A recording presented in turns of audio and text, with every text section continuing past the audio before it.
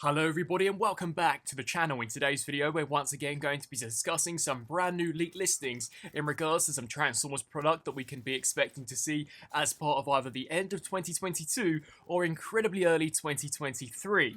Now before we actually delve into what these listings are and what brands and what toy lines they are a part of, it's worth mentioning that at the time of this recording they are merely just listings and UPC codes, so we sadly don't have any product shots, we don't have any concrete confirmation. However, as I've mentioned so many times over on the channel, 99% of the time these listings always turn out to be 100% correct, and if so, we're definitely in for some really cool entries into both Transformers Studio Series and a brand new toy line which is scheduled to be released as part of the upcoming Nickelodeon Transformers EarthSpark TV series. So we might as well kickstart with the EarthSpark TV series figures. So these are going to be priced at $24.99.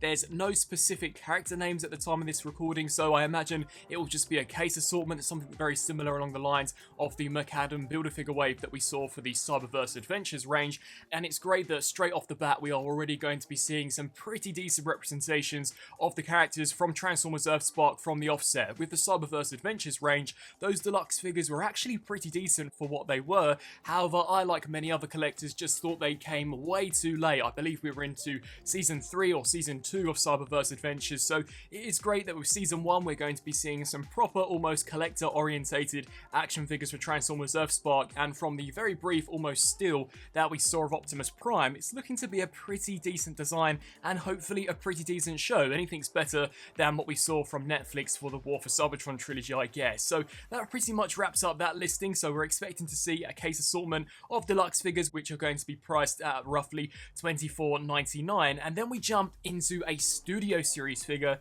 which I believe is supposed to be an exclusive, is only titled so far as a Bumblebee Generation Studio Series Voyager Nest 2. Now we very recently saw the Nest 1 figure, that was the Jeep Bumblebee redecoed in this really cool gunmetal grey to resemble Nest from Transformers Revenge of the Fallen, etc. And considering the only other Voyager that we've seen from the Bumblebee movie line so far that has been an Autobot is Optimus Prime, I'm willing to bet that it is that Bumblebee movie Optimus inspired by the Nest deco that we saw on that Jeep Bumblebee. And if so, I'm absolutely all for it. I thought that Jeep Bumblebee was a great reuse of the mold, a great colour deco, undeniably one of the coolest repaints that we'd seen for a Bumblebee, so I'm definitely really intrigued to see Optimus Prime potentially sporting this deco. I'm merely speculating. It could be Soundwave, it could be one of the Seekers, but considering it is a Voyager and is supposed to be a Nest-inspired character, I can't really imagine a Decepticon running around sporting that Nest logo. So I'm definitely intrigued to see how this potential Optimus Prime figure could turn out, and then we get into the really juicy stuff. Now this consists of both Studio Series 86 and Transformers Rise of the Beasts. Sadly, we should have some of these Rise of the Beast figures right now, as the movie was supposed to already hit the screen had they stuck to the original release day. I believe it was around the 20th of June 2022 that we were originally supposed to see that movie, but instead it's been pushed all the way back to the 9th of June 2023, so the earliest I'm expecting to see some of these Rise of the Beast Studio Series figures would be, maybe if we're very lucky, January or perhaps March. It's always roughly March and April that we begin to see the official rollout, but in January we always 9 times out of 10 get a few in-hand leaks, etc. So I'm hoping to see a first look for some of these characters in the near future, but we'll kick things off with the 86 leader figure, and it is going to be a Studio Series 86 leader class Dinobot Snarl. Now this is great. Not only does it confirm that we're once again going to be seeing more of the Dinobots injected into the Studio Series, but much like Sludge, Slug and Grimlock, this too is also going to be a leader. I know for the longest time it was up in the air as to whether or not the next two Dinobots, those being Swoop and Snarl, would actually be leader classes, and they are. And the fact that we're seeing Snarl is super exciting, as he doesn't actually appear in the 1986 movie, if I'm correct. So awesome that we're actually getting some concrete information that we are going to be seeing this character and that he will be a leader in scale with the rest of the Dinobots, and considering he's coming out as part of the Studio Series 86 subline, it's no doubt that he's going to be almost up to par with what we've seen from some of those already existing amazing releases. So definitely that's a hot seller, one that I'm super excited to get an in-hand look of. And then we turn to some of the Rise of the Beast listings. Now these for me whilst very interesting, I think the scale point that they've been put in is even more intriguing. So straight away, we're expecting to see a Rise of the Beasts leader class Optimus Primal. Now, Optimus Primal you would automatically imagine as being a massive figure, one worthy of leader class, but if we go back to some of the previous generation Optimus Primal figures, most notably from what we saw with Kingdom, he's been a Voyager, and it kind of makes sense to put him as a Voyager. So does this confirm that the Rise of the Beasts Optimus Primal is going to be a lot bigger when in comparison to the Primal that we originally saw in Beast Wars? I guess we'll just have to wait and see. We really do have to refer back to that piece of concept art that we saw for Transformers The Last Night, as I do think that that is probably what the design team are going to be basing this off of, and from the concept that I was shown when I was invited to the kickoff event, that version of Primal did look very similar to how that Transformers The Last Night concept looks. So Primal could potentially be, say, as big as some of the Dinobots that we saw from Age of Extinction, and if so, I think rightly so. These Maximals and Predacons should be enormous when in comparison to the likes of trucks, vehicles, etc. So I am hoping that these are going to be the next Dinobots. It would be super cool to see an enormous Primal. Hopefully Beast Wars Megatron shows up in some capacity.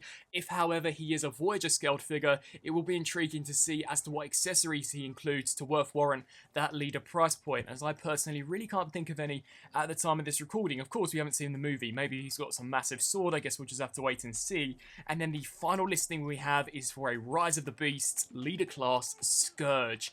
Now, much like Primal, I really do think the scale class is the most intriguing out of this entire listing. Scourge is a semi-truck, basically the same as the Optimus Prime from the Bay movies, and that figure in the studio series has primarily been a Voyager besides when he was a leader for Dark of the Moon, but he come with the trailer.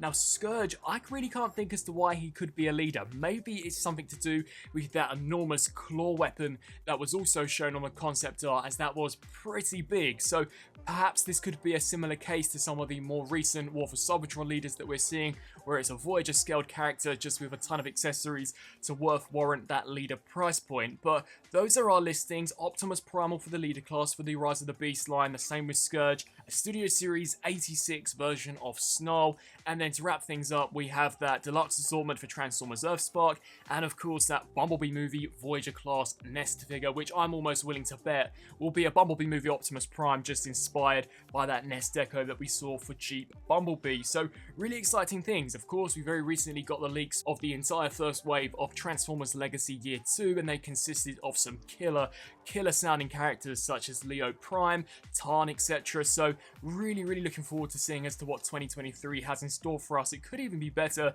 than what we saw last year for 2021, and even this year. 2022 has been amazing for Transformers, so with every year it's just getting better and better. But once again, I'm definitely really intrigued to see as to what those two Rise of the Beast leader figures have in store for us. Are they going to be true to form leaders, or are they going to be Voyager scaled characters that just have a ton of accessories? Definitely be sure to sound off down in the comment section below. What do you guys think of these? Are there any which are instant buys for you personally? I think the Rise of the Beast stuff instantly I'm going to pick up, as so is that 86 leader class Snarl. But much like some of the Cyberverse characters, I am going to be on the fence in regards to Transformers Earthspark. It really does just depend on whether or not only is the animation good, but if the actual character designs are decent. Judging by the brief image we got of Optimus, it's looking promising, so I guess all we can do is hope. But definitely be sure to sound off down below, and as always, I thank you all so much for watching.